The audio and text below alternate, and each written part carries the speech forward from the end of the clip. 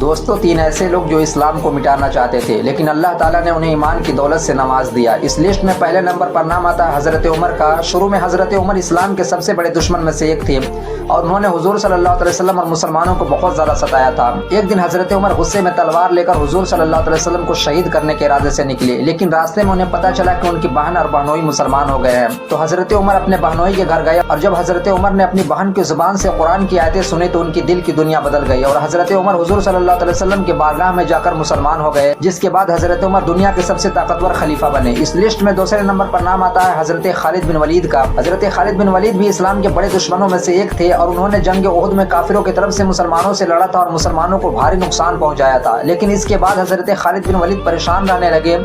ان کی پریشانی کی ایک ہی وجہ تھی کہ دن بدن مسلمانوں کی سنکھیا کا بڑھنا۔ اسی بیچ ایک دن ان کے پاس ان کے بھائی کا خط آیا جس میں لکھا ہوا تھا کہ اے خالد تم کہاں ہو؟ محمد رسول اللہ صلی اللہ علیہ وسلم نے مجھ سے تمہارے بارے میں پوچھا ہے کہ خالد کہاں ہے۔ اور اس خط میں ان کے بھائی نے لکھا تھا کہ اے خالد میں چاہتا ہوں کہ تم اس اندھیری دنیا سے نکل کر اسلام کی روشنی میں آ جاؤ۔ اس خط کا حضرت خالد بن ولید پر اتنا خطرناک اثر ہوا کہ وہ حضور صلی اللہ علیہ وسلم کے بارگاہ میں جا کر مسلمان ہو گئے۔ اس لسٹ میں تیسرے نمبر پر نام آتا ہے حضرت ابو سفیان کا۔ حضرت ابو سفیان بھی مکہ کے بڑے کافروں میں سے ایک تھے۔ جب حضرت خالد بن ولید کے والد ولید بن مغیرہ آخری وقت میں تڑپنے اور بے قرار ہونے لگے تو ابو جہل نے پوچھا کہ اے چچا جان آپ کی بے قراری کا کیا وجہ ہے؟ تو ولید بن مغیرہ نے کہا کہ بھتیجے میرے بعد مکہ میں پوری طرح محمد صلی اللہ علیہ وسلم کا دین پھیل جائے گا۔ تو ابو سفیان نے تسلی دیتے ہوئے کہا کہ آپ فکر نہ کریں، میں مکہ میں دین اسلام کو نہیں پھیلنے دوں گا۔ اور حضرت ابو سفیان مکہ کے فتح ہونے تک برابر اسلام کے خلاف لڑتے رہے اور فتح مکہ کے دن حضرت ابو سفیان مسلمان ہو گئے اور پھر زندگی بھر وہ اسلام کے لیے لڑتے رہے۔